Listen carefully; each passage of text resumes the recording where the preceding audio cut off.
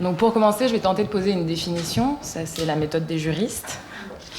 Donc, de ma part, j'ai tendance à définir les RICS entre mineurs dont il va être question ici comme un rendez-vous donné, entraînant une querelle violente entre deux ou plusieurs personnes, en l'occurrence plutôt des dizaines, majoritairement des mineurs de sexe masculin qui s'accompagnent alors de coups et d'injures.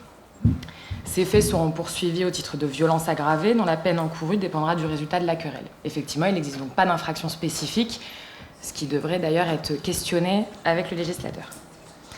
Donc la présentation qui va suivre va interroger d'un point de vue criminologique la logique d'action collective derrière le passage à l'acte et donc ce processus dont Gilbert Berlioz parlait juste avant de ces adolescents ou enfants qui sont alors impliqués dans une rixe. Je sais pas si celle-ci. Quelques éléments pour commencer. Déjà, un premier constat doit être fait. Tous les adolescents ne sont pas impliqués dans des rixes. La question qu'on peut se poser, c'est alors pourquoi ? En criminologie, tout le monde s'accorde à dire qu'il existe une pluralité de facteurs explicatifs d'un passage à l'acte, et en premier lieu des facteurs individuels qui vont être endogènes et exogènes à l'individu, avec par exemple une personnalité ou un environnement familial, un environnement de vie qui va être facteur de risque sur le long terme. Un des facteurs endogènes en lui-même, qu'il est important d'avoir à l'esprit, c'est l'adolescence. L'adolescence en elle-même est considérée, d'après de nombreuses études longitudinales internationales, comme l'adolescence et l'entrée dans la vie adulte sont effectivement les périodes de vie où le taux de délinquance est le plus élevé.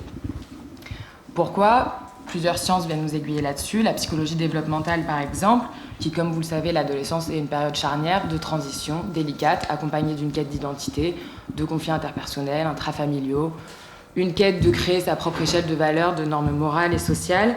Et à cela s'ajoute effectivement aujourd'hui un contexte un petit peu particulier, auquel va s'ajouter pour les jeunes l'anxiété liée à la difficulté d'intégration croissante dans la vie future et dans la vie professionnelle, et également la situation de crise sociale actuelle qui génère de nombreuses anxiétés aujourd'hui chez les plus jeunes. Les neurosciences nous aiguillent également sur le goût du risque chez les jeunes, et on a notamment le groupe de travail du docteur Benjamin Boutrel qui a pu mettre en évidence qu'au niveau cérébral, l'immaturité de certaines zones vont entraîner un déficit d'intégration du danger en situation de prise de décision chez le jeune. Dès lors, il va s'affranchir dans son passage à l'acte des conséquences négatives de celui-ci, parce que va primer chez eux la recherche de récompense et de satisfaction personnelle. Mais cela est lié donc à un facteur biologique et purement cérébral qui se justifie et se régule dans le temps. C'est pour cela qu'il faut aussi relativiser le passage à l'acte à l'adolescence. Effectivement, la théorie de Moffitt, qui est extrêmement validée, etc., si cela vous intéresse, démontre qu'un passage à l'acte à l'adolescence n'est pas, dans la majeure partie des cas, signe d'une inscription longue ou définitive dans une carrière délinquante. Et c'est là aussi où il faut mettre un petit pas en arrière sur la stigmatisation qui peut être entraînée aujourd'hui sur certains jeunes, sur certains passages à l'acte, qui en fait est plus problématique que constructif sur le long terme. Dès lors, l'objectif ici, que je vais tenter de faire en une quinzaine-vingtaine de minutes, ça va être d'essayer de se demander comment on peut accompagner les jeunes pour tendre à infléchir une trajectoire de vie vers vraiment l'abandon de cette carrière délinquante et de ce début et de ce premier passage délinquant.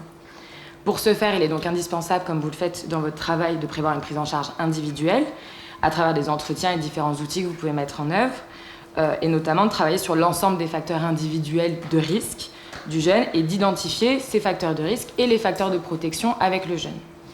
Toutefois, l'on peut questionner, et comme mon collègue le disait précédemment, l'unique prise en charge individuelle et du coup interroger la pertinence et la nécessité aujourd'hui de faire un réel travail en collectif.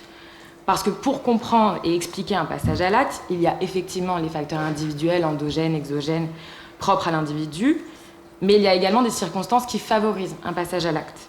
Et en matière de RICS, le contexte est quelque peu particulier. Il s'agit souvent, comme dit précédemment, d'un rendez-vous spontané, mais d'un regroupement de jeunes qui va se faire avec plusieurs personnes où l'acte délictueux va engager un processus collectif de violence. La dynamique d'action collective va alors venir faciliter ce passage à l'acte et l'inscription de chacun dans un parcours délinquant. Donc, comme juriste, encore une fois que je suis, un plan s'impose en deux parties. Donc, dans un premier temps, les logiques d'action en jeu dans les violences collectives. On va essayer de comprendre les facteurs et le processus qui se jouent chez le jeune dans le passage à l'acte. Et dans un deuxième temps, on viendra voir les différents degrés d'investissement, comme Gilbert Berlioz a pu commencer à l'introduire, et voir de quelle manière ça va amener un travail de collectif intéressant. Je vais m'appuyer sur l'étude de Laurent Beigne, qui est sociologue et qui, dans ses recherches, démontre qu'il est certain que le groupe de pairs est un facilitateur dans le passage à l'acte de l'individu. Il va offrir un contexte qui va favoriser la mise en action d'une infraction pour la personne, en permettant aux facteurs individuels de chaque participant de trouver un lieu d'expression. Pourquoi Laurent Beigne met en exergue alors 3 facteurs explicatifs qui sont cumulatifs ou non cumulatifs du phénomène communément appelé l'effet de groupe. Le premier facteur va être que le groupe abaisse le sentiment de responsabilité individuelle. Le fait de se réunir à plusieurs avec un objectif commun amène la personne dans un état que l'on appelle la désindividuation. Je le dis très lentement parce qu'on peut vite... La notion de désindividuation tire son origine de la psychologie sociale, qui va expliquer que le fait de se sentir affilié au groupe est en soi une motivation suffisamment puissante pour qu'un individu adopte une norme opposée à ses perceptions ou ses valeurs propres. Je vais prendre l'exemple, par exemple, des réseaux sociaux avec le phénomène des haters. Mais la désindividuation de l'individu au sein du groupe va entraîner donc une suspension temporaire des normes de l'adolescent qui sont en train de se construire mais qui sont opposées à cette violence.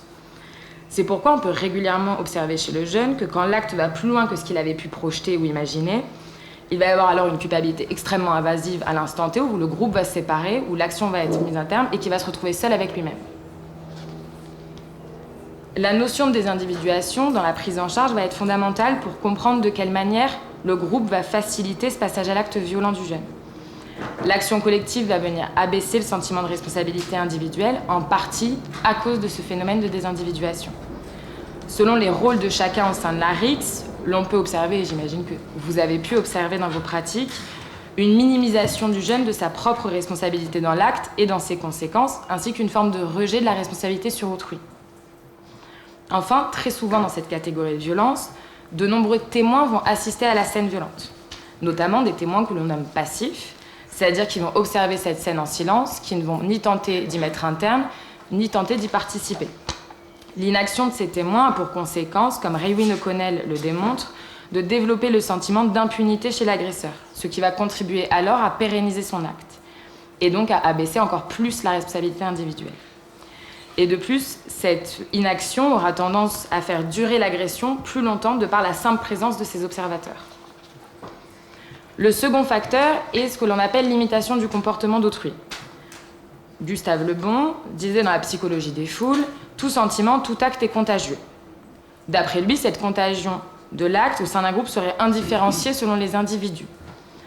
D'autres études sur lesquelles mon propos s'appuiera davantage démontrent un autre point de vue.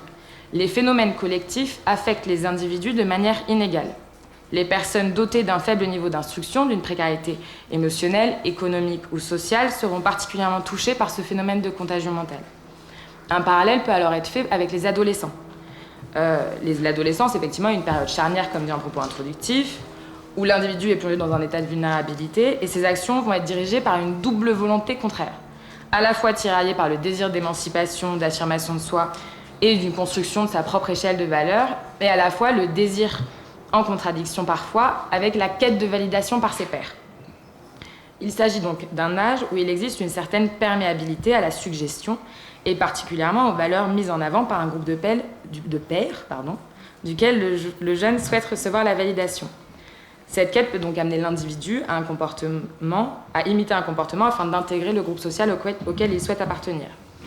Petit moment film, mais que certains auront sans doute vu, le film Die Welle, je ne sais pas si je le prononce bien, s'il y a des Allemands, je m'en excuse, ou qui s'appelle aussi La Vague en français, qui a été réalisé par Denise Gansel, démontre particulièrement bien ce phénomène-là, dès lors qu'il s'appuie sur une étude expérimentale d'un État autocratique dans une classe de lycéens en Allemagne en 1967. Il est extrêmement pertinent pour comprendre ce phénomène de groupe.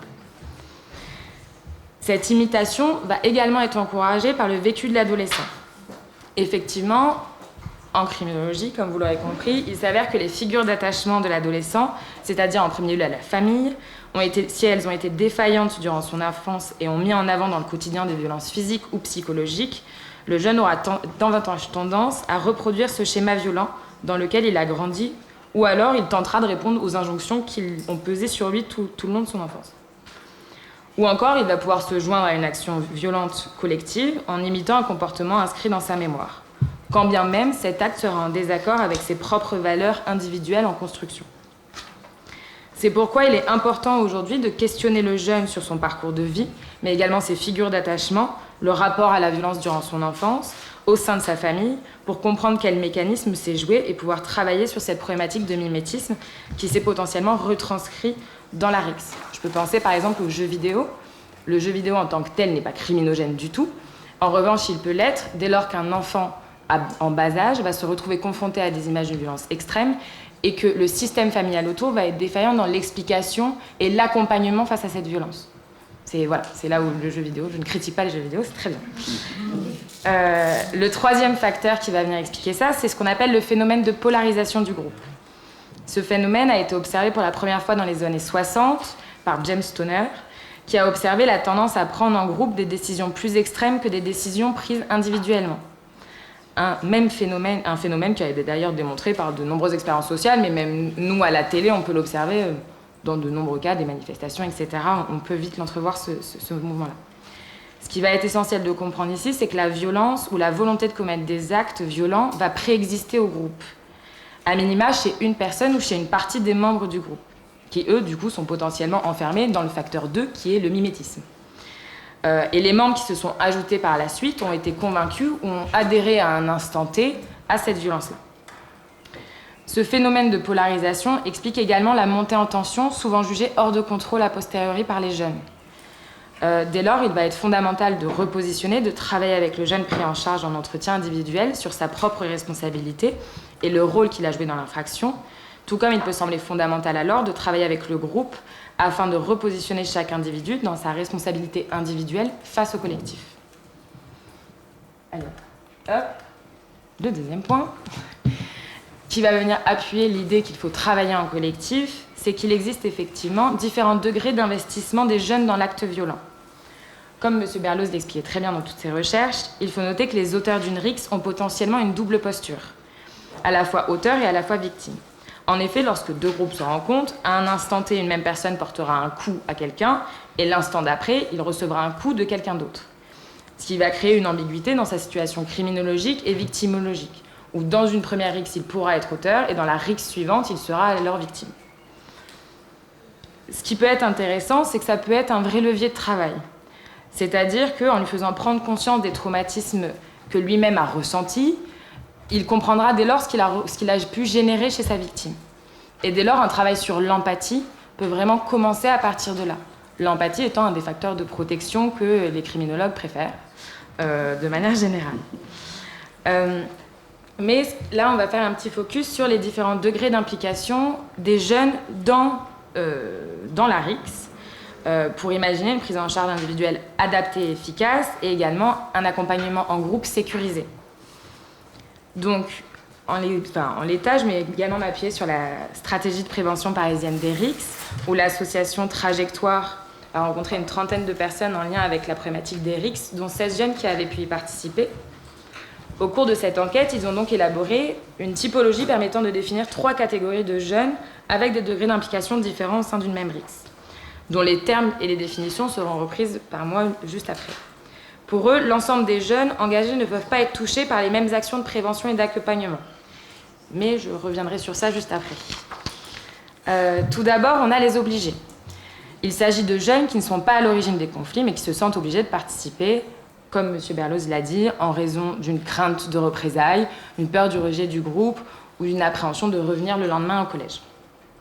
Avec eux, il va être nécessaire de travailler en individuel sur la capacité à se détacher du regard des autres, sur l'estime de soi-même et le repositionnement de l'individu face au groupe, et de potentiellement l'outiller pour qu'il puisse demander de l'aide et de faire appel à de l'aide extérieure quand une situation dérape. La deuxième catégorie va être les engagés. Donc, ce sont des jeunes dont l'affiliation au groupe est plus forte que les obligés, et le groupe va venir renforcer leur estime de soi et va nourrir un sentiment de pleine puissance, accompagné d'une vision de la violence décomplexée. À cela va s'ajouter, en termes de prise en charge, je vous expliquerai juste après, les incitateurs, la troisième catégorie, qui sont des jeunes avec un fort degré d'implication dans les histoires et qui incitent au maintien d'un climat de tension, avec par exemple l'utilisation des réseaux sociaux pour initier une bagarre sans pour autant y participer. C'est ici, notamment, qu'on retrouve davantage de filles. Pour ces deux catégories, il faut avoir une vigilance accrue sur les facteurs de risque individuels, endogènes et exogènes. Travailler sur l'enfance, le schéma éducatif, les modèles affectifs, reconstruire un lien sécurisant, vraiment travailler sur l'empathie, sur tout ce qui peut le fragiliser et travailler également sur les facteurs de protection. Les choses qui viennent, par exemple, je sais pas, un sport qui lui plaît, etc. Ça va être un facteur de protection sur lequel il va falloir le nourrir et l'accompagner. Au sein de cette catégorie, doivent être repérés au moment de la prise en charge le ou les meneurs. Je m'entends par meneurs, ça va vraiment être les personnes qui vont prendre d'une certaine manière un ascendant sur certaines personnes dans le groupe, qui vont être potentiellement aussi ceux où la violence préexistait à cette réunion collective et ce premier passage à l'acte. Pour assurer aux autres participants que dans le temps de la prise en charge, ce sera sécurisé et que la même dynamique criminogène ne se reproduira pas.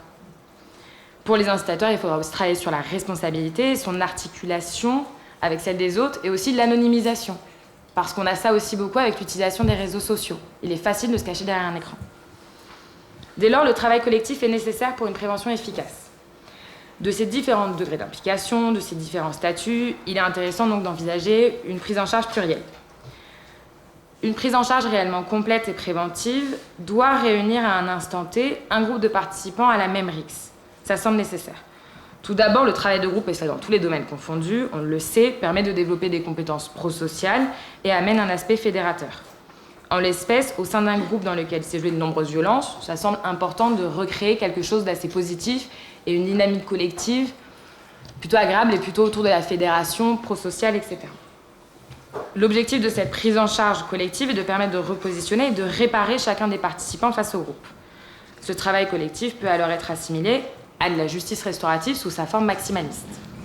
Howard Zer, dont l'avocat parlait ce matin, définissait la justice restaurative comme étant un processus destiné à impliquer le plus possible ceux qui se sont concernés par la commission d'une infraction particulière, à identifier et répondre collectivement à tous les torts, besoins et obligations dans le but de réparer le préjudice et de rétablir l'harmonie sociale la meilleure possible.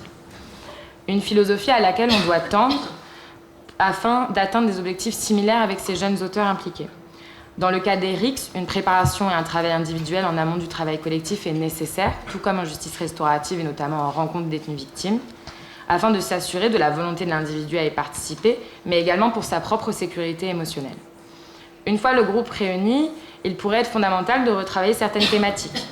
La responsabilité, créer des échanges sur le sentiment de chacun à l'égard des faits en veillant à ce qu'il ne se rejoue pas du coup la dynamique criminogène du passage à l'acte, apprendre à dire non et comment les outiller à ça, imaginer un travail à l'image de ce qui se fait aux Pays-Bas notamment, sur l'expression et l'affichage de normes et de valeurs et de caractéristiques communes, imaginer une activité coopérative, et si des filles sont impliquées, questionner potentiellement le rapport à la virilité et au genre, et encore qu'on peut le faire même si des filles n'étaient pas impliquées, ça peut toutefois être très intéressant et pertinent dans ce cas-là. J'ai raté une slide. Voilà. Est-ce que c'est possible de conclure en une petite minute, parce qu'il y a des intervenants qui vont passer après, qui ont des trains à prendre. Alors, la seule chose pour rejoindre M. Berlioz, c'est qu'on peut questionner une quatrième position, le témoin. On va avoir le témoin passif qui, comme je l'ai dit précédemment, va avoir un réel impact. Ce qui peut être intéressant d'envisager, ça va être alors une prise en charge en infrajustice. Il va être intéressant de lier au travail, école et milieu judiciaire, avec votre expertise à vous, pour finalement accompagner et mettre en place des travaux et resécuriser les témoins et l'ensemble des élèves dans un collège ou dans un quartier, afin de sécuriser vraiment leur espace. Et... Tu m'as fait perdre le fil. J'ai essayé de reconstruire et j'ai perdu le fil. Mais l'idée étant que le quatrième individu, qui est le témoin, a un rôle phare à jouer et qu'il ne faut pas l'exclure de ce travail-là, tout comme il ne faut pas exclure la famille. Mais l'objectif va être de resécuriser les jeunes dans leur rapport entre eux. Et pour cela, tous les acteurs sont les bienvenus. Et notamment l'école, dès lors que c'est là aussi où on se crée malgré tout une échelle de valeurs et des premiers liens et des premiers rapports sociaux. Et c'est là où votre expertise en tant que secteur socio-judiciaire est essentielle pour travailler avec les écoles. Et travailler et potentiellement aussi impliquer des témoins dans les groupes de travaux que vous pourrez mener avec les RICS elles-mêmes en milieu judiciaire. Ça pourrait également amener un petit peu de plus-value et être aussi facteur de prévention Dès lors que, comme je l'ai dit en facteur 2, l'imitation du comportement d'autrui explique le passage à l'acte. Donc si on est témoin, on peut potentiellement se retrouver après impliqué dans une rixe. Je vous remercie de votre attention.